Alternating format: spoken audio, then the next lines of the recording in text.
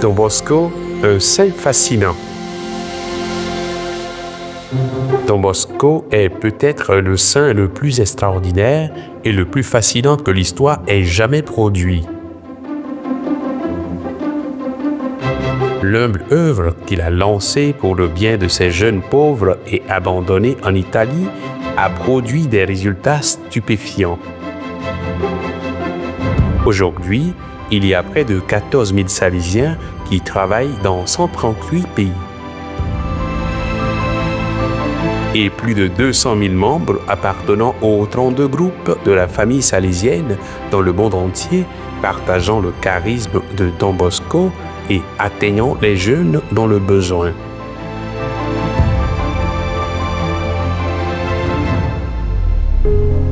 Les Salésiens de Don Bosco forment une congrégation religieuse masculine activement impliquée dans de nombreuses activités éducatives, pastorales et sociales, telles que des écoles, des collèges, des universités, des centres pour jeunes, des écoles techniques, des paroisses, des centres d'assistance sociale, des orphelinats, des centres pour les jeunes de la rue, des centres de formation à l'autonomisation rurale, des activités de développement féminin, des centres d'excellence, etc., atteignant des milliers et des milliers de jeunes dans le besoin dans le monde entier. Les fils de Don Bosco sont aujourd'hui une grande présence mondiale dans 138 pays, dans 44 pays de la région Afrique-Madagascar, dans 6 pays de la région Asie-Sud, dans 22 pays de la région Asie-Est-Océanie, dans 18 pays de la région Interamérique, dans 5 pays de la région Amérique Cône Sud, dans 17 pays de la région Méditerranée, dans 26 pays de la région Europe Centre-Nord. C'est vraiment un grand miracle quand on pense comment ce petit paysan, orphelin de père, issu d'un contexte si pauvre et si humble, a pu réussir à donner vie à des œuvres si grandes qui bénéficient aujourd'hui à l'humanité entière. Comment cela a-t-il été possible? C'est vraiment une grâce divine extraordinaire qui a assisté Don Bosco. Il y avait quelque chose d'inné en lui, un charisme merveilleux qui a fleuri et a commencé à répandre son parfum. C'était véritablement une personnalité magnétique, une force irrésistible qui parvenait à pénétrer le cœur de chaque personne qu'il rencontrait. Pensez à n'importe quelle bonne qualité et vous la verrez personnifiée en lui. Don Bosco était sans aucun doute un résumé de vertus, de compétences, de talents et de grâce divine. Sentir la présence de ce saint extraordinaire avec ses magnifiques qualités est la meilleure façon de le comprendre. C'était un homme de Dieu capable d'offrir véritablement l'amour, la miséricorde et la force de Dieu. Il savait comment garder cette union avec Dieu malgré son travail frénétique en restant toujours proche de lui. Don Bosco était un apôtre zélé qui saisissait sans cesse chaque occasion pour gagner des âmes à Dieu. Où qu'il se soit trouvé, son seul désir était Dami animas ceteractole. Donne-moi des personnes à aimer et garde le reste. Don Bosco était un grand mystique et un grand contemplatif, tirant sa force de celui qui était sa seule inspiration. C'était un homme de miracle. Notre Mère du Ciel, Marie Auxiliatrice, a manifesté sa bienveillance spéciale dans toutes les œuvres de Don Bosco et a tout fait pour lui. Chaque miracle de Don Bosco portait la marque de Marie Auxiliatrice. C'était un travailleur infatigable qui travaillait sans relâche pour les autres, consacrant totalement sa vie à sa mission.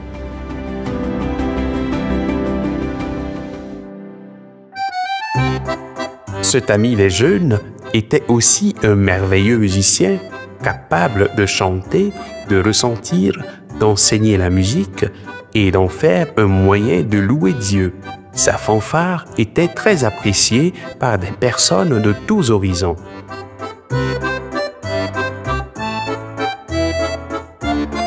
C'était un jongleur et un magicien, capable d'attirer les jeunes et de les conduire vers Dieu. C'était un excellent sportif, un athlète sans égal qui considérait le sport comme un élément essentiel de son système éducatif. Don Bosco était un écrivain prolifique, un journaliste qui savait écrire et communiquer efficacement ses idées, combattre les hérésies et promouvoir les valeurs à travers une bonne littérature.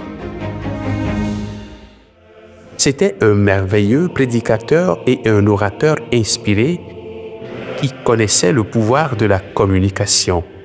Les gens affluaient pour l'écouter car ils ressentaient la présence de Dieu dans chaque mot qu'il prononçait. C'était un diplomate et un homme d'État capable d'être cordial avec tous les fonctionnaires gouvernementaux et de se montrer convaincant et crédible. Comme maître conseiller, il savait conseiller et consoler, guider et orienter chacun sur le chemin de la sainteté et de la vérité. C'était une personne affectueuse, capable de conquérir le cœur de milliers de jeunes. Chaque garçon qui le rencontrait se sentait aimé et pris en charge de manière spéciale par lui. C'était un pédagogue, un maître en éducation qui, à travers son système préventif fait de raison, de religion et d'affection, a rendu ce système éducatif très humain, empreint de spiritualité, basé scientifiquement en vue d'une formation intégrale. C'était un psychologue capable de comprendre les esprits et les cœurs des jeunes et de saisir leurs besoins.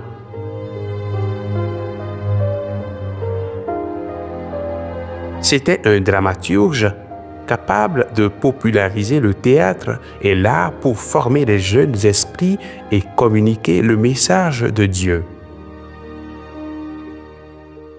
C'était une personnalité polymorphe, un menuisier, un cordonnier, un tailleur, un typographe, un homme qui avait maîtrisé toutes les formes de métier avec humilité.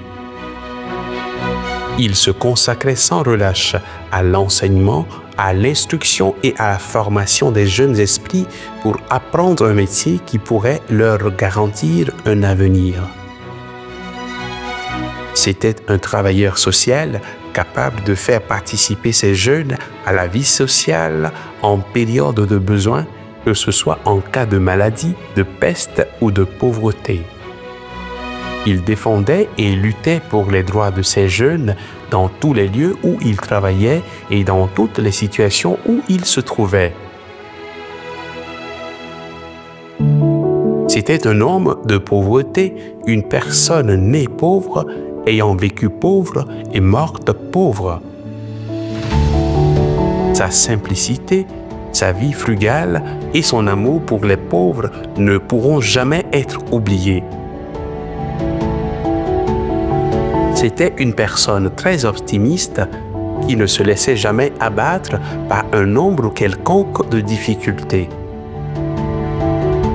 Sa confiance en la divine providence lui permettait de ne jamais perdre courage dans aucune situation difficile.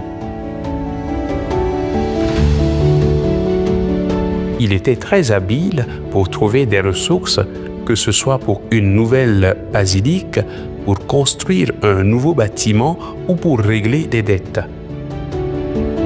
Il savait comment demander, comment mendier et comment convaincre les gens de l'aider.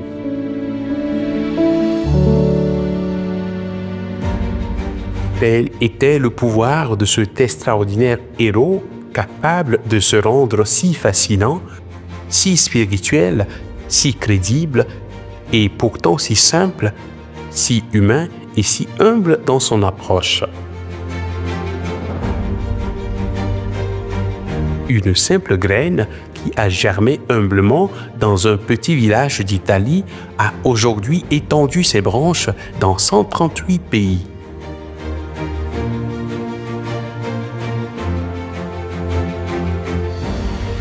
Don Bosco est sans aucun doute un mot magique qui a changé le visage de l'humanité et la vie de centaines de milliers de jeunes.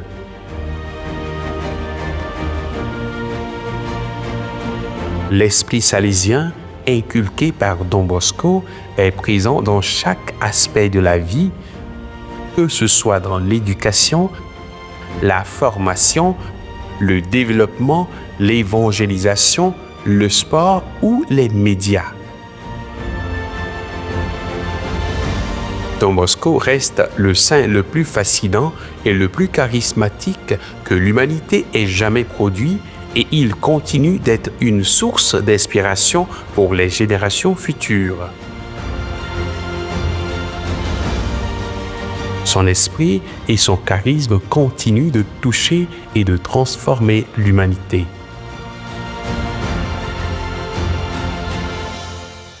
Vive Don Bosco!